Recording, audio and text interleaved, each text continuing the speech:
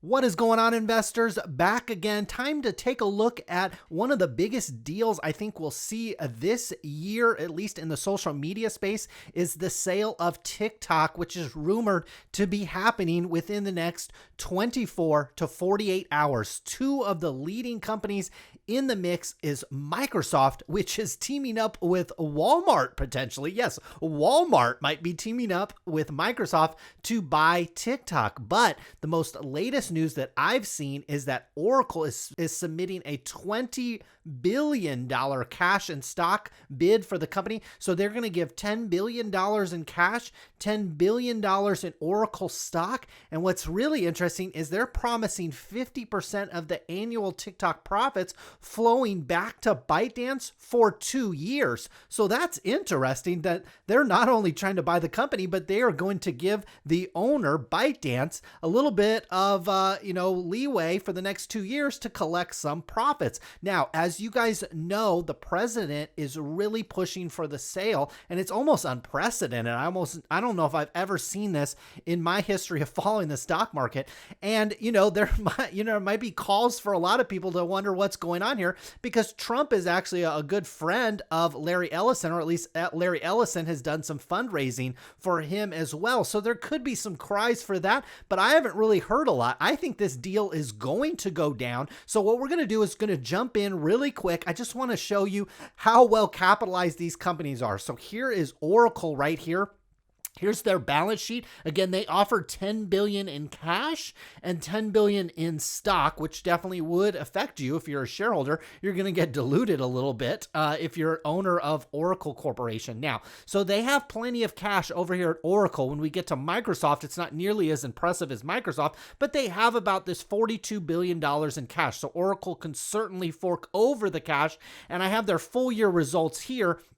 On a net income basis for the last year in 2020, they earned $10 billion in 2020. And so this is a company that is offering to buy ByteDance with basically 1 year's of net income. So maybe it's not the best use of cash, but it's certainly something that Oracle can afford. Now, I think the question is Oracle going to get into the online advertising business? How is Oracle going to monetize this asset? This is a pretty hefty acquisition when you factor in their financials and obviously the dilution on the stock as well. Now, for Microsoft, they can afford this even more so. So this is a company we see here up here, cash and cash equivalents and short-term investments. This is over $135 billion. So even if they had to do an all-cash deal in Microsoft, this would only represent 20-30% maximum of the total cash that they have on the balance sheet. And for a full year 2020,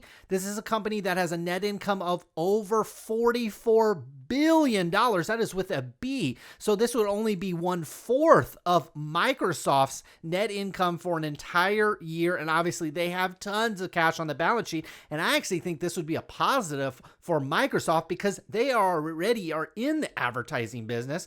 They have the Bing product. They have other products that they already monetize from an advertising business.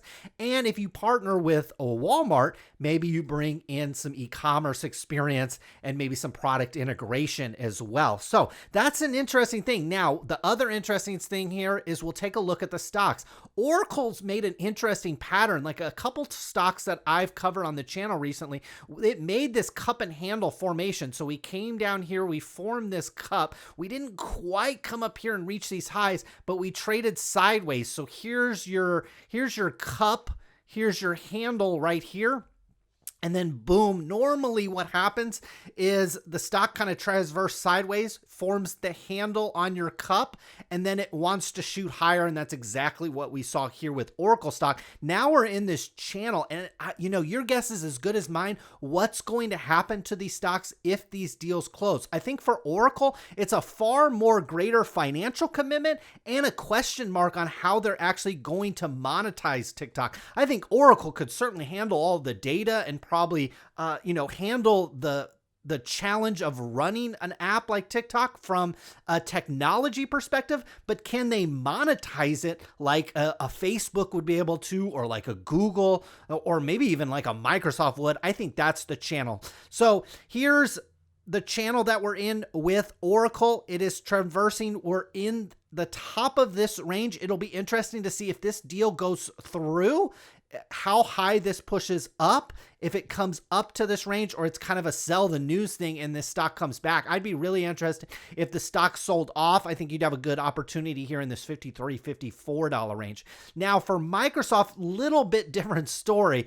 Yes, we did kind of create a little cup and handle, but then boom, we just shot up. So Microsoft's kind of in that FANG group that has just taken off and it is soaring. So this is a stock where what I would like to see is it pull back to this trend line a little bit. I think the top of this range would be really interesting. That's at 217. I've been wanting to try to get this stock much lower, but it just doesn't want to pull back. It's pulled back occasionally. It's pulled back to these trend lines, but this is a really strong stock. And I actually think if this deal goes through in the $20 to $30 billion range, it would definitely impact Microsoft in a positive way because they have plenty of cash that is just sitting there doing nothing on the balance sheet, and they could easily monetize this investment as well. Now, what could also happen is these two could go toe to toe in a bidding war.